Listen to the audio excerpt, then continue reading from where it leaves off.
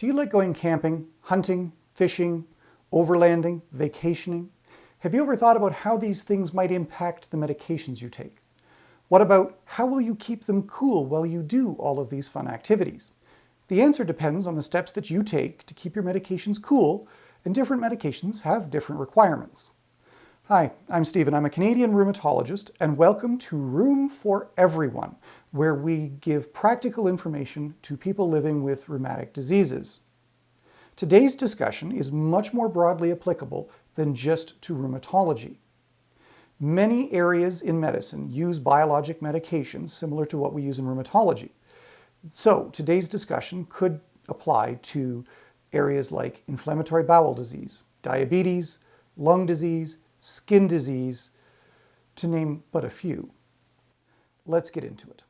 Between natural disasters, grid instability, and the drive to spend more time in nature or traveling, all of these things can pose an issue or a challenge in keeping your medications cool. Today, we will mostly focus on the biologic medications. These are large proteins that must actually be injected under the skin to be effective, typically into the tummy or the leg. In rheumatology and many other areas, they require storage between 2 and 8 degrees Celsius.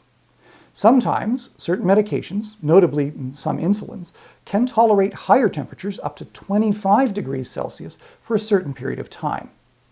Many biologics also have a certain period of time that they can be kept at up to 25 degrees and still be effective, and we'll talk more about that later. A quick disclaimer before we begin. All of these products that you'll see today were purchased by me with my own funds. There is no corporate influence, contributions, or restrictions. All of the opinions that you'll see today are entirely my own. We're going to discuss 3 principal devices today: ice, phase change, and thermoelectric generators. The first option is ice. It's cheap, it's easy to access, but it does have some drawbacks. Big deal, I hear you say. Use an ice pack, stick it in an insulated lunch bag, and you're good to go. I share your desire for simplicity. The inherent problem is that ice can be as cold as 15 degrees below zero, or whatever the temperature was of the freezer that produced the ice.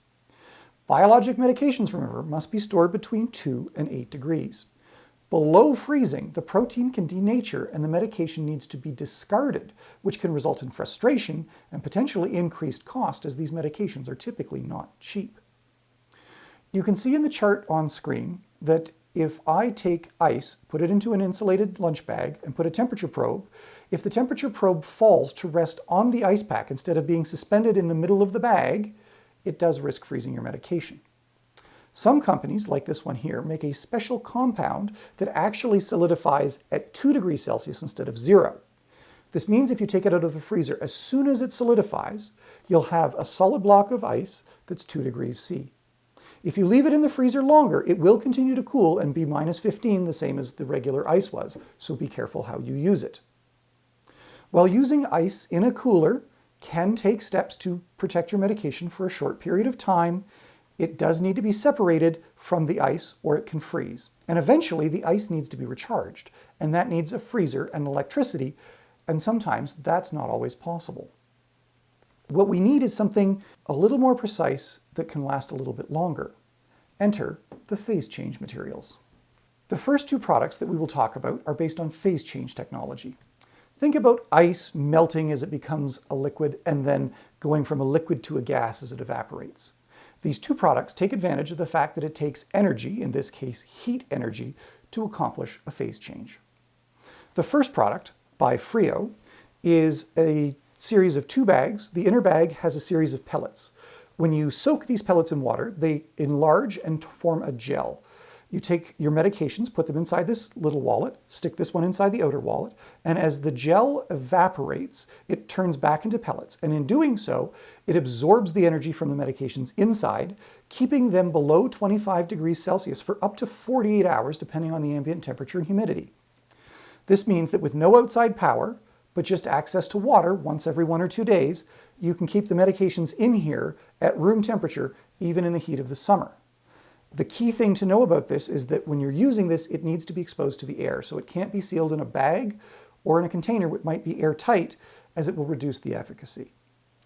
As you can see here, I did check the Frio pack at ambient temperatures between 18 and 23 degrees Celsius, and the Frio was able to keep the contents below room temperature for a full 24 hours on a single soak. The second product is called Breezy. It uses a solid material that absorbs heat and in the process melts. It keeps the contents inside the package at room temperature for up to 24 hours. To recharge this device, it only needs to be cooled to 17 degrees Celsius or lower overnight, or in the fridge for a shorter period of time. Depending on the ambient conditions, it may protect your medications during the day by melting, and then recharge automatically at night if it gets cool enough, and may do that for many, many, many days. The downside to both of these products is that they only ensure room temperature conditions for your medications. Depending on which medication you use and the duration of your travel, and how long you may not have access to cooling, it may not be sufficient. Enter thermoelectric modules. For those of you who are not familiar with Peltier modules, you can see on screen that it's a solid phase device with no moving parts. When you pass a DC current, also known as battery power, through it, one side gets hot and one side gets cold. There are at least two major designs on the market for cooling medications using this technology. The first is widely available on Amazon and sold broadly as an insulin cooler. They use an AC-DC adapter, also known as a wall wart, and some, like this model here, even include a built-in rechargeable battery. This example has a screen that will show you the internal temperature as well as battery life remaining. This one is also temperature controllable, so you can set exactly the temperature you want your medication kept at. These are relatively affordable solutions, and they do keep the medications cool. As you can see here, this is how quickly this device cools off and how quickly it cycles on and off, just like your refrigerator at home. It reduces power consumption. In the second chart, you can see that I ran it on its internal battery for almost 7 hours before the battery ran dry. Keep in mind that these devices can also be powered using a USB adapter, and that means that your mobile phone power bank may already be capable of running this device for an extended period of time. Some of these models are larger than others, and one of the issues we come up against is that some biologics, auto-injectors or pre-filled syringes, are large enough that it limits how many you can carry inside your device, and thus the duration of your travel. The second device in this category is from an American company called For All Family. I'll put a link in the description to all of these devices below. As a reminder, I purchased all of these devices with my own funds and there's no corporate bias. This design, as you can see, is based on an insulated thermos, which actually improves the exclusion of heat, meaning it takes less energy to keep its contents cool. It comes in a variety of sizes. This happens to be their large size, and it comes in a variety of configurations. The gel that I showed you earlier is actually curved, and so when you slide it into the device, it still leaves a pocket that will help you to store your medications and keep them below room temperature for many hours. Others have a Peltier lid that can keep them between 2 and 6 degrees for, say, 72 hours. The model I have here has a large heat sink installed, and it's hollow on the inside, meaning you can put medications inside. When installed here and powered off of USB power, it will keep the contents in here between 2 and 8 degrees indefinitely as long as you have USB power. As you can see here, this is a chart of how it performs with just the cooling gel, and then now how it performs when attached to a USB power source.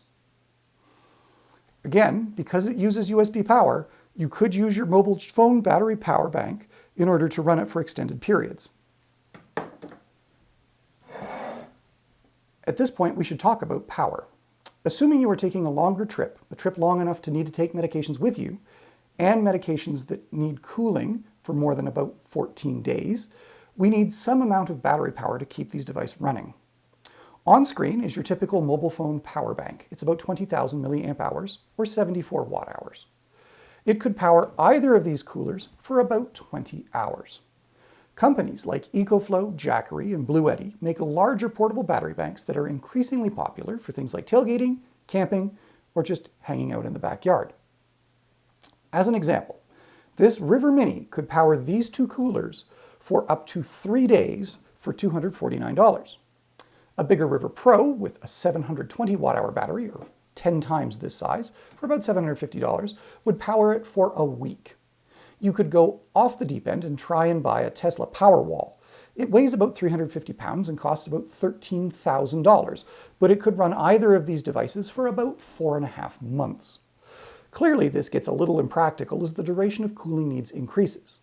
There must be an easier solution. Enter the folding solar panel. Thankfully, in recent years, solar panels have become more widespread and much more affordable. This small folding panel generates 30 watts, or at least that's what it's rated. At my latitude, it typically generates 20 watts. That's still more than enough power to power the 7 watts it takes to run this cooler and have energy left over to charge the battery bank to get you through the night. What that means is that you can create a small, lightweight, portable solution that will provide nearly unlimited traveling or emergency backup power to keep your medications cool. As you can see here, I did take these medications outside in the spring, and I did try all of these devices with this panel. If you're going to purchase a solar panel, it's very important that it has a built-in charge controller that has USB-C or USB-A outputs. This ensures that no additional components will be required to charge the battery bank or run these devices.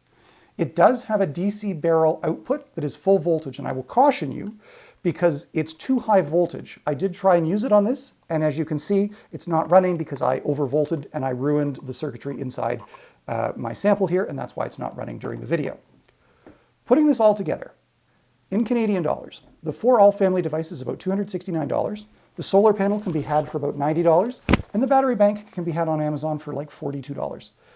That means for about $400 you can build a nearly unlimited, lightweight, portable medication cooling solution for traveling, backup purposes, or off-grid uses.